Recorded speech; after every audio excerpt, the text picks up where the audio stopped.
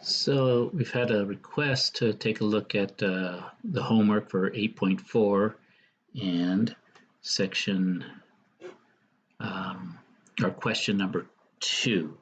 Now I'm going to work this in two ways. One way is the way that will get you through the test and get you to the correct answer. Let's see.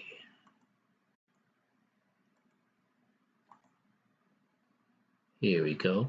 So the first thing I'm going to do is I'm just going to rewrite the equation. To do this graphically, we could just graph both sides, graph this is y1 and this is another graph, but consistently we're going to see it looks better, solves better if we get everything on one side and 0 on the other. So we want to get, since there's only 4 over here, let's subtract 4 from both sides. So this becomes 2x, x minus 3, subtract 4, right, because these are not like terms. 4 minus 4 is 0. So what we will do is we will put this in our graph, y equals this, where it crosses the x-axis, that will be our answers. Then I will follow through and actually use the quadratic formula for those who would like to see that done. So 2x, so let me, I'm going to shrink this down. We're going to put that over here.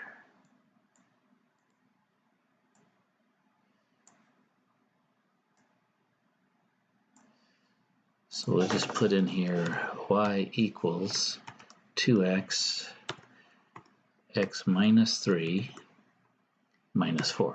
That's all we have to do. Notice decimals gives us these little dots here where it crosses the x-axis.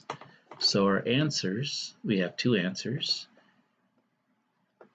X equals negative 0.562 and x equals 3.562.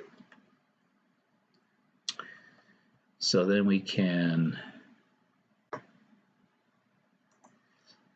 go ahead and put that in here, that there are two answers because it crossed the x-axis in two places.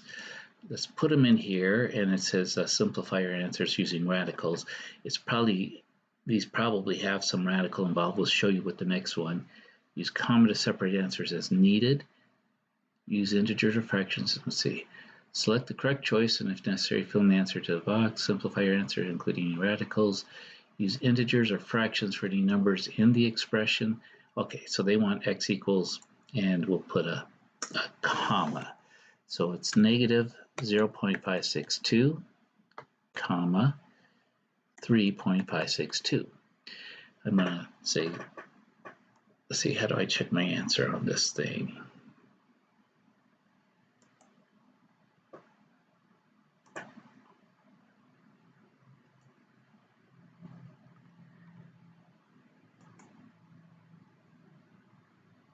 It won't let me do that. What I'm going to tell you is that it would, just lets me review, but doesn't let me check my answer. That's strange. It's not been completed. Well, let me do this. Let me complete it in the way they've asked us to do it, which is the quadratic formula. So I'm going to bring this here. It's all going to be by hand. So the other way, and again, what I've got is a correct answer here. For how they want it worked, what we're going to need to do is start with the same equation.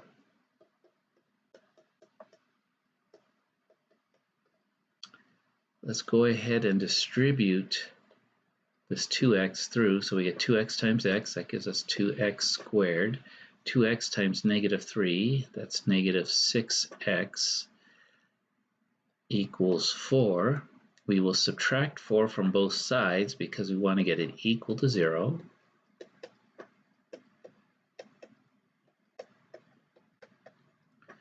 And then the quadratic formula, we need the values of a, b, and c. A So those are the numbers in front of the places. Remember, because for the quadratic formula, we do ax squared plus bx plus c. So a, b, and c are just letters that stand for these numbers, and what they stand for in this case, a is equal to 2, b is equal to -6, and c is equal to -4.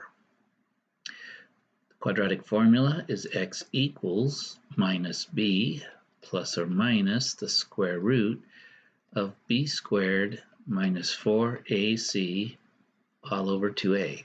Just something you have to memorize if you're going to use this. And again, it's old technology. That's why I have you using over here the new technology.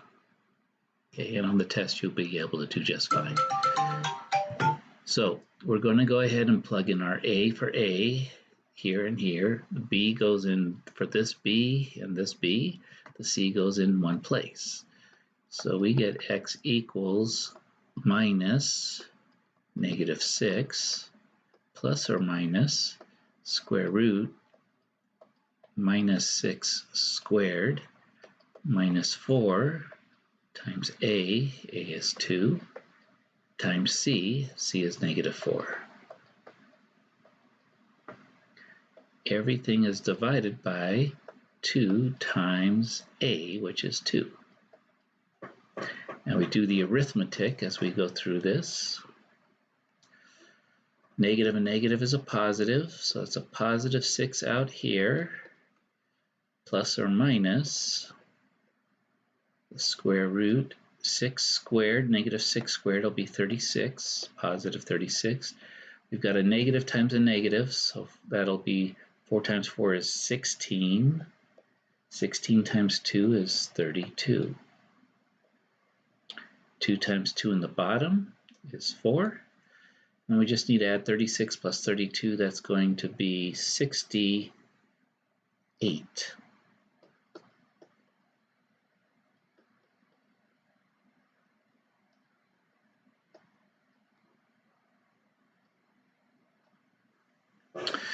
Let's see if this reduces down. Let's see, 68 can, I want to see if 68 is divisible by 4. 68 divided by 4, 17. Okay, so that's going to help us in breaking it down. So this is x equals 6 plus or minus the square root of 4 times 17 over 4. Square root of 4 is 2, so that gives us x equals 6 plus or minus the 2 comes out. Square root of 17 is left there over 4. Both of these top two have a factor of 2 that can come out. So let's go sideways. So this will be factor out the 2. 6 divided by 2 is 3. 2 divided by 2 is 1. So that's square root of 17. 4 is 2 times 2. And notice these 2's will cancel. So our final answer in reduced form, and you see, this is why I have you do the graphical method. We've got to the answer very quickly.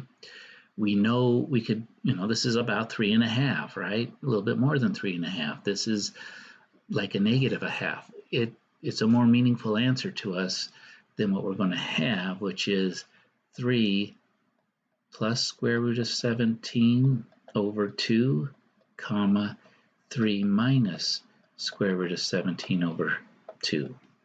Okay, so that's what they're going to be looking for. Let's come over here. Maybe with this it'll let us check our answer. So we need to put in this.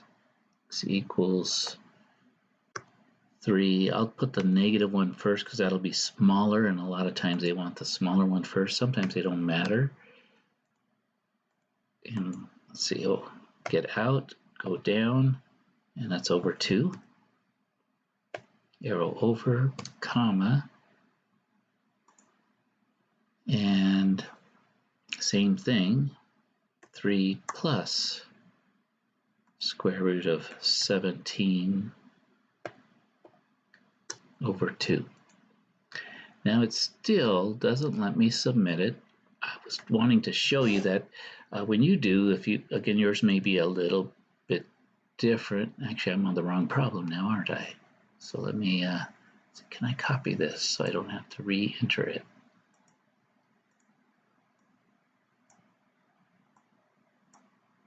Well, it doesn't matter. It's not going to let me check anyway. Again, I want to get back to here. That's the answer for this one. Give it a try. You'll see. But this is why you went through all the things you have to do with the quadratic formula. Again, it's 500-year-old technology. Notice over here, all I had to do is move the 4 over, graph it. Oops, why did it? Graph this left-hand side and find the x-intercepts.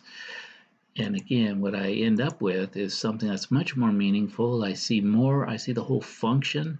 If I needed to, I can see where the minimum value is at x equals 1.5. I've got a minimum value of negative 8.5. I see the starting value of y-intercept here. I've got a lot of information on this graph, and potentially, in my way of thinking, a lot more meaningful numbers here at negative 0.562 and 3.562. Those are meaningful to me, whereas over here I get some numbers. These are numbers, but I have no real clue on the size of these numbers. I'm not sure about you, but I don't carry in my head what is the square root of 17, and then what's the square root of 17 when I add it to 3 and divide it by 2. I have no way of judging that very accurately except to plug it all in the calculator, and when I do, I get these numbers. In fact, let me show you. It's the way we could check it. 3 minus the square root of 17, for this one, Decimals also has a scientific calculator. So we'll go to the scientific calculator. It just looks a little nicer. So I could do this. I could do 3 subtract square root of 17. Let's go equals, enter. And then I'll divide that by 2. Take the answer. It doesn't let me do that.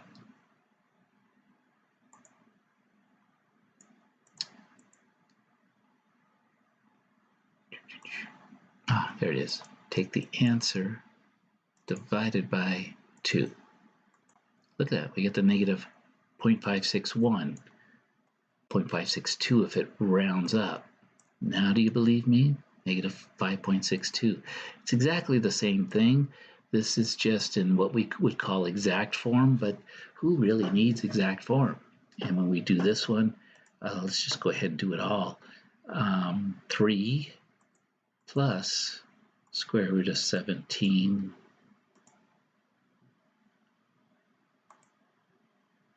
divided by, yes, that's the problem. We'll back up here. So we'll enter it in. We'll say answer divided by 2. It's going to be that 3.561. 3.5615 rounds up to that. Okay, so that's our, so do it either way. You can go through the fact of using the quadratic formula. Generally, when you get to college algebra, we're going to focus more on the applications, so having the decimal values is actually going to be better for us. Okay, so that's how you do that question. Thanks.